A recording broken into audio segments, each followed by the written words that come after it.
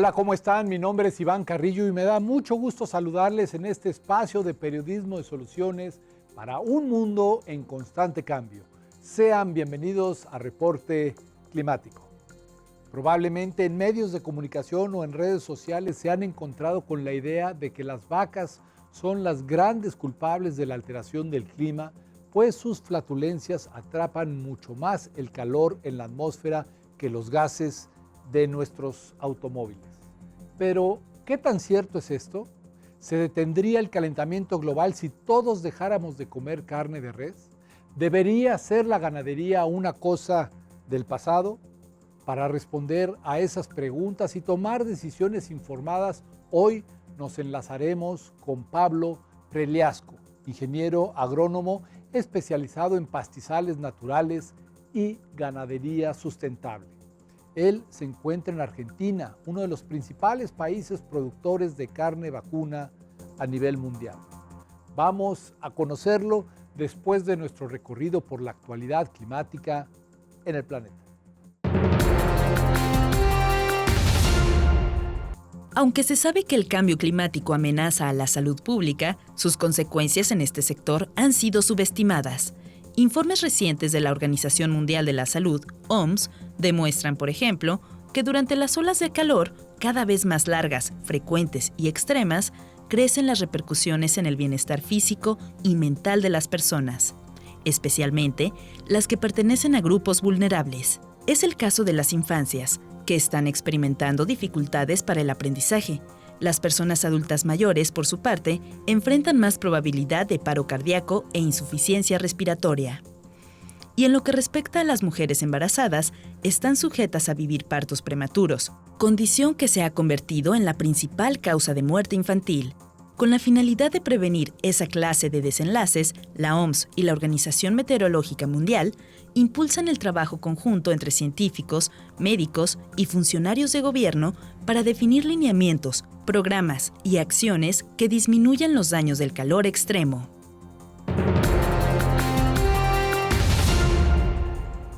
Con la mira puesta en los compromisos adquiridos por los países en el Acuerdo de París, un nuevo estudio reveló qué tanto han influido las políticas climáticas en la reducción de las emisiones que calientan a la Tierra. Los autores de la investigación publicada en Science examinaron 1.500 instrumentos de política pública y concluyeron que solo 63 han logrado una disminución significativa de los gases de efecto invernadero.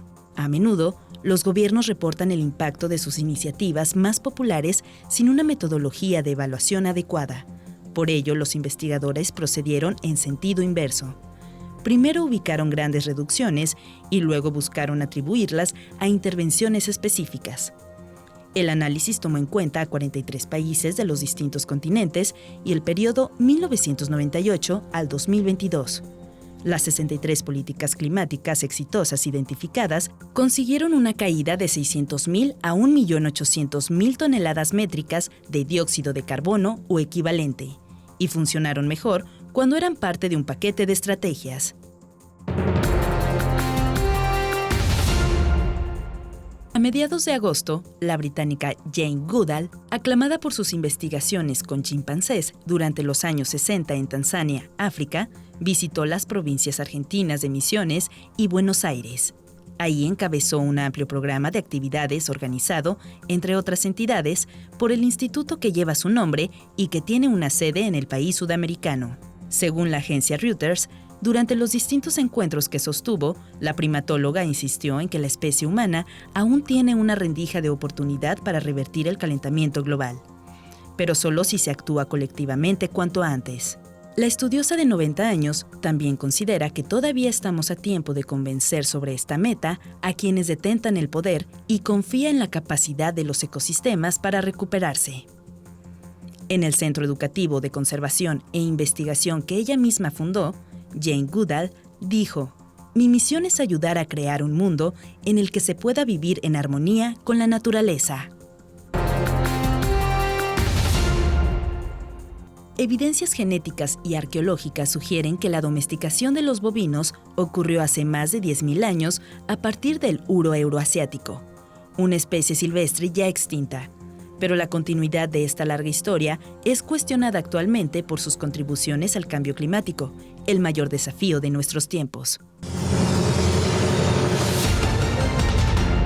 Pablo Preliasco trabaja en la Fundación Vida Silvestre Argentina y a lo largo de su trayectoria ha constatado que no toda la ganadería es igual. Existen al menos dos grandes formas de hacerlo. Bueno, sí, hay una ganadería sustentable y una ganadería no sustentable. Si es que uno pudiera, algo que es un continuum, separarlo en blanco y negro, ¿no? Lo no sustentable, básicamente, es esa ganadería que ejerce una presión sobre los ecosistemas muy violenta, por ejemplo, la que está hecha en base a deforestación o a conversión de otro tipo de ecosistemas. O sea, la conversión es tan grave como la deforestación cuando uno habla de pérdida de biodiversidad y de otros servicios de los ecosistemas. Entonces, es importantísimo instalar que la gente sepa qué es conversión. Mientras que deforestar implica retirar los árboles que cubren una superficie, la conversión significa sustituir a conveniencia las especies naturales por otras que no corresponden a ese ecosistema. No solo perdemos biodiversidad y servicios de los ecosistemas cuando deforestamos, sino también cuando reemplazamos un pastizal natural por un cultivo forrajero, como puede ser una pastura cultivada. Uno siembra pasto donde había pasto, sin embargo, pierde toda esa biodiversidad originaria y pasa a tener solamente el pasto cultivado, que puede ser de origen africano, europeo, depende de la región donde estamos, ¿no? El asunto con la ganadería no sustentable es esa pérdida de ecosistemas naturales que puede motorizar. Lo mismo que ocurre con cualquier cultivo, ¿no? La soja es tal vez peor aún, o qué sé yo, en zonas subtropicales, la palma, es tan dramático el reemplazo que hace de ecosistemas naturales como lo que puede hacer el cultivo de pastos en la Amazonía, ¿no? De hecho, se ha estimado que este tipo de ganadería es la principal causa de pérdida de selva en todos los países amazónicos. Por otro lado, hay un señalamiento hacia la carne que tiene que ver con las emisiones de gases de efecto invernadero. El calentamiento global está directamente relacionado con los gases de invernadero y básicamente los gases de invernadero tienen que ver con todo ese dióxido de carbono que sacamos de las entrañas de la Tierra y lo liberamos a la atmósfera. El CO2 o dióxido de carbono es el gas de efecto invernadero que más hemos emitido con nuestras actividades y su principal fuente es la quema de combustibles fósiles para producir la energía que usamos en las fábricas, los hogares y el transporte. Una vez que tenemos bien claro que el problema grave de nuestro planeta es que estamos quemando petróleo y gas y carbón, entonces sí, sabiendo eso, podemos decir, bueno, y algo podemos hacer con la ganadería.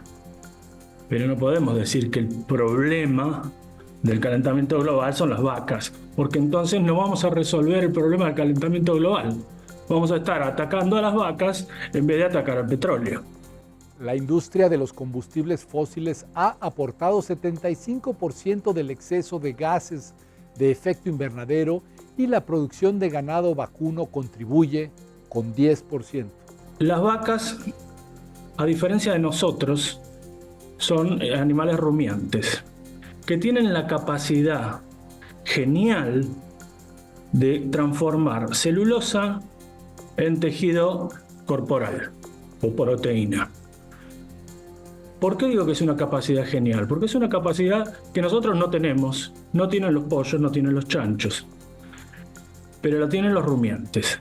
Ellos son capaces de agarrar pasto, el pasto no es alimento para nosotros porque tiene demasiada fibra, demasiada celulosa. La celulosa es lo mismo que compone la madera. O sea, hay fibras de madera adentro del pasto que hacen que nosotros no podamos comer eso. Pero las vacas tienen en su rumen unas bacterias que degradan esa celulosa. En ese proceso los bovinos liberan metano y lo hacen principalmente por la boca en forma de eructo. Entonces, ¿dónde está lo genial de eso? Que algo que no es alimento para humanos se usa para producir alimento para humanos, sea leche o carne. Entonces no hay una competencia con la alimentación humana.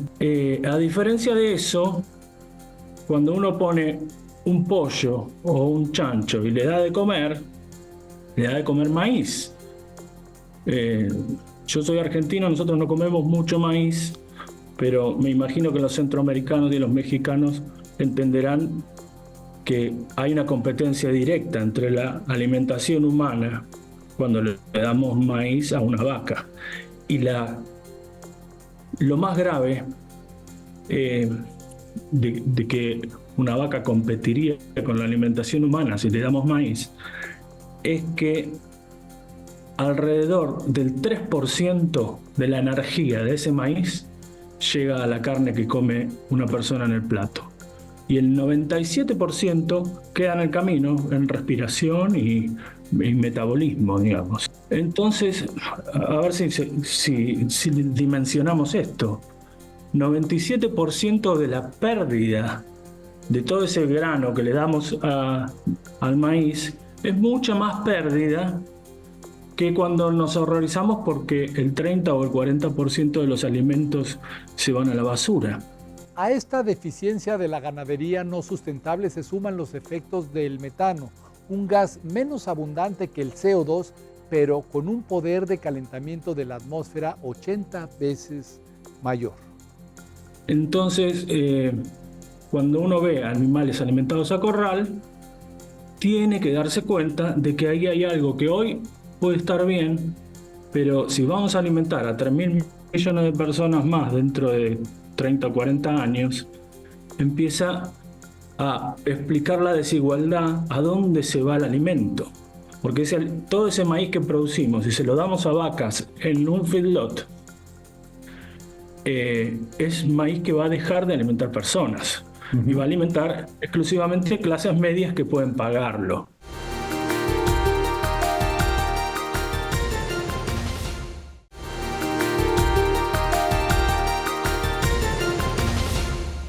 Aunque abandonar el uso de combustibles fósiles es la apuesta más efectiva contra el cambio climático, prácticas como moderar el consumo de carne y producirla de manera sostenible también ayudan a frenarlo.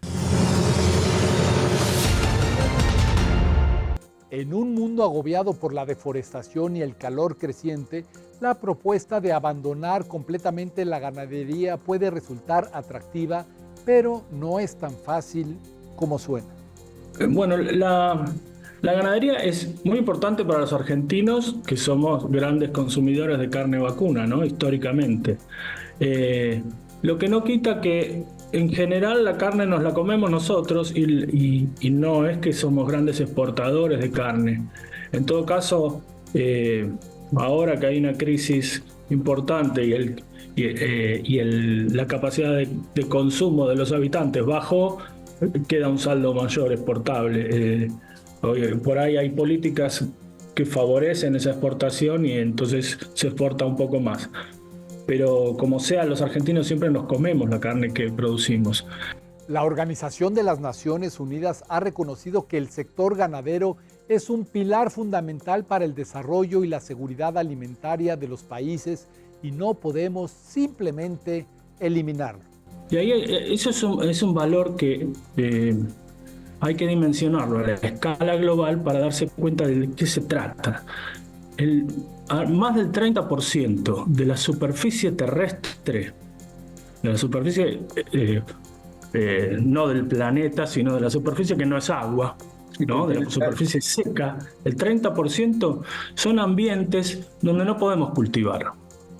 No podemos cultivar porque son inundables o porque son áridos o porque son salados o porque tienen mucha piedra, pero sí crece pasto ahí. Entonces nosotros le ponemos una vaca y ese 30% del territorio global es capaz de producir carne, con gente viviendo ahí en el territorio, con una cultura asociada a eso, que son culturas de siglos o de milenios, en muchos casos, las culturas pastoriles, y que conservan un montón de servicios de los ecosistemas, incluida la biodiversidad, entre las patas de las vacas.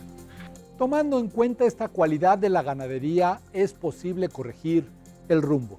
La palabra sustentable lamentablemente está tan vapuleada y tan usada que es difícil defenderla hoy. Pero entonces voy a decir qué es lo que entiendo yo, que soy un conservacionista por ganadería sustentable. Y es una ganadería que no genera conversión de ecosistemas.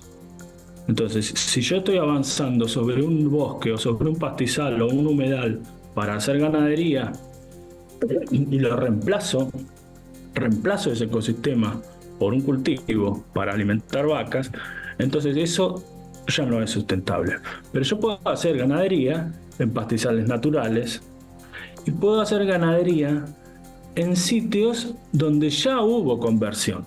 Eso es lo que se ha hecho en la región pampeana de Argentina, donde vive Pablo Preliasco. En la región pampeana de donde yo vivo, hace más de 100 años que se convirtió gran parte de ese ecosistema y hoy queda menos del 20% de lo que había. Entonces, sería insustentable avanzar sobre ese pequeño porcentaje que queda de pastizales naturales.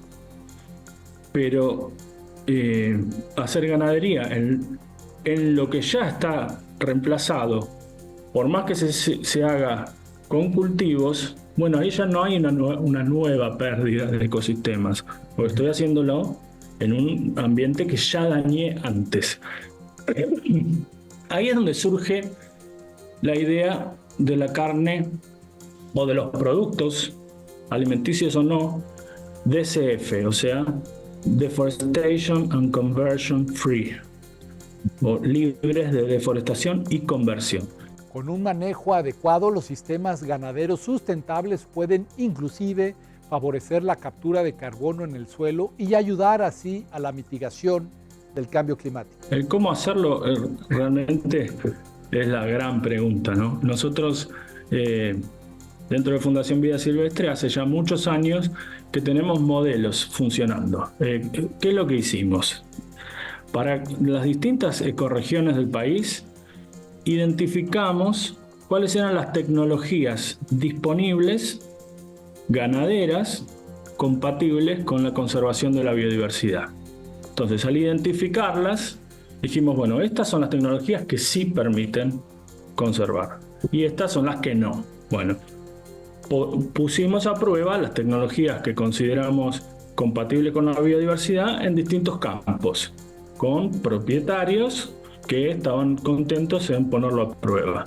Estos experimentos han acumulado evidencia durante más de 15 años y han demostrado que producir y conservar son logros compatibles. Tenemos casos muy exitosos donde el negocio es muy bueno, que esto es fundamental, no están resignando ganancias, donde la biodiversidad hemos logrado que se incremente no artificialmente, sino que se recupere la biodiversidad originaria. No estamos agregando especies que no estaban, porque uno puede incrementar la biodiversidad trayendo cosas de otros continentes, pero eso no tiene valor, al contrario. Entonces fuimos recuperando la biodiversidad originaria de esos ecosistemas. Y lo hicieron a través de tecnologías que requieren más planeación que insumos. Básicamente es periodos de descanso del pastoreo, periodos donde se pastorea, se pone atención a algunas especies en extinción y entonces si hay un anfibio o un cérvido que está en problemas y está presente, bueno, tratamos de ajustar el manejo ganadero para que no afecte a ese tipo de fauna. Y bueno, y en zonas boscosas también identificamos tecnologías que eran capaces de conservar la biodiversidad de ese bosque haciendo ganadería bajo bosque, sin reemplazar el bosque, ¿no? Un elemento clave de esa clase de proyectos consiste en reconocer que la ganadería sustentable tiene sus limitaciones. Es viable en los bosques secos, sobre todo bosques más abiertos, pero no es posible hacer conservación de la biodiversidad con vacas en una selva húmeda, ¿no? En esos casos, uno lo que hace es dejar un área de reserva estricta y el resto se destruye el ambiente y se ponen vacas. Por eso no es... en la Amazonía uno no podría decir acá hago ganadería sustentable. Acá lo que haces es una ganadería que destruye, pero si dejas mucho bosque en la misma propiedad, bueno, en ese bosque que dejas sin trabajarlo, podés conservar biodiversidad. La principal ventaja de los pastizales para la ganadería sustentable es que la carne crece exactamente en el mismo sitio donde prosperan las funciones del ecosistema. Y esa es la carne que tenemos que defender, que es la carne que hizo famosa a la Argentina, porque era una carne de mucha calidad producida en ambientes naturales. Eso se fue perdiendo en los últimos años con una tecnologización innecesaria y bueno, hay casos en los que se puede volver, pero lo más importante es que no avancemos más sobre lo que queda. Y ese es el concepto que es importante dejar. Pero, ¿qué tan a tiempo estamos de detener la voracidad de la ganadería no sustentable? Esto nos responde Pablo Preliasco. Estoy convencido de que estamos a tiempo. El problema es cuando uno no es convincente. Digamos, yo puedo mostrar los números. Se gana igual o más plata, con una estabilidad económica mayor, porque hay menor riesgo en la inversión. A ver si me puedo explicar en este aspecto. Cuando uno hace inversiones de sembrar cultivos para alimentar ganado, tiene el riesgo climático y tiene el riesgo de los vaivenes interanuales del precio de los insumos que uso y del producto que vendo. Entonces hay años que son mejores para mi negocio y hay años que son peores. Estos riesgos ya son palpables y a finales del siglo el ganado en Brasil, Paraguay, Uruguay y el noreste de Argentina podría sufrir estrés por calor durante más de 6 meses cada año. Cuando las tecnologías que usas son de procesos, como las que nosotros proponemos, o sea, tecnologías que es usar mucho la cabeza, pero no estar gastando plata en insumos, lo que genero es que estoy produciendo mucho con muy baja inyección de dinero. Eso me da mucha estabilidad porque cuando mi producto no vale, igual yo gasté poco. Y cuando mi producto vale, gano mucho. Eso le da mucha estabilidad no solo al negocio empresario que está produciendo carne, sino a la región que aunque sea un año malo, algo de ingresos va a tener. Y no andan a los saltos con años muy buenos y años muy malos, como pasa con las tecnologías de reemplazo de ecosistemas. Desde la perspectiva de Pablo Preliasco, todavía está pendiente un cambio cultural que haga de la ganadería sustentable una tendencia generalizada y esa tarea nos compete a todos. Que desde una ONG solos no lo vamos a hacer. Ayuda muchísimo actitudes como tiene la Unión Europea diciendo no voy a comprar carne que provenga de la deforestación. Si a futuro dijeran no voy a comprar carne que no sea libre de deforestación y conversión, entonces sería un golazo, porque ahí sí los mercados estarían mandando. Entonces, ¿qué necesitamos? Que el que va a la carnicería o al supermercado a comprar carne pida que sea libre de conversión. Y para esto hay que educar a los consumidores. Si los consumidores no sabemos qué es conversión y no la reclamamos, entonces el mercado no está ayudando a que crezcan este tipo de de productos. Gracias por haberme acompañado hasta el final de este reporte climático. Mi nombre es Iván Carrillo y les espero la próxima semana con una nueva emisión y más periodismo de soluciones para un mundo en constante cambio.